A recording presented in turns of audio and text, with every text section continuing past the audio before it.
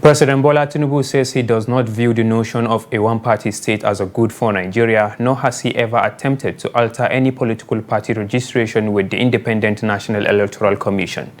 The president made the clarification on Thursday as he addressed a joint session of the National Assembly on the occasion of Democracy Day. Kehinde Amodu reports. President Tinubu was one of the key players that fought the military for a return to democratic governance after the June 12, 1993 elections were annulled 32 years ago.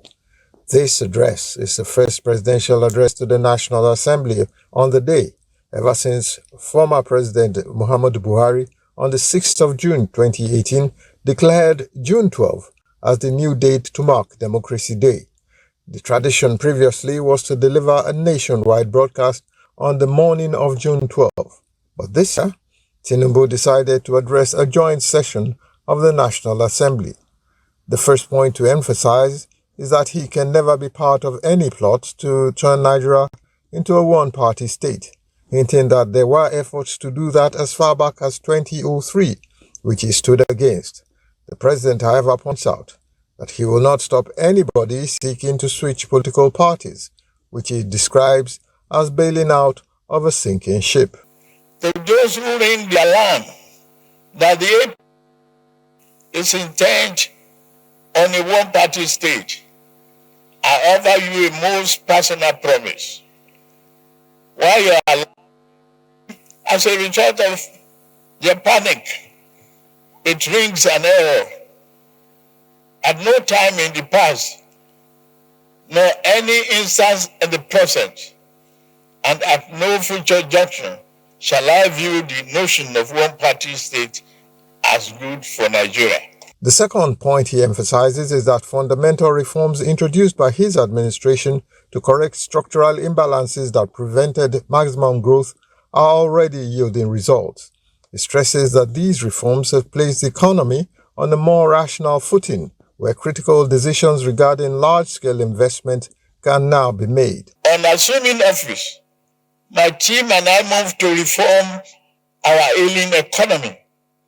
We introduced fundamental reforms to correct structural imbalances that prevented maximum growth. We are already seeing results. The GDP grew by 3.4% in 2024, with Q4 hitting 4.6%. The highest quarter growth in over a decade.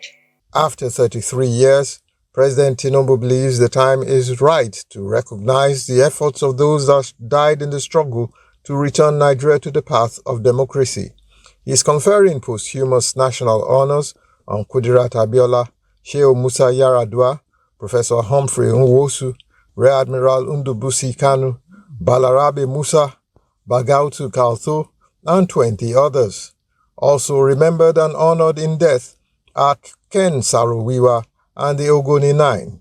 The president is also conferring honors on living legends like Professor Wole Soyinka, Professor Olatunji Dare, Dapo Olorunyomi, Bayo Ononuga, Bishop Matthew Hassan Kuka, Senator Shehu Sani, Femi Falana, and 23 others.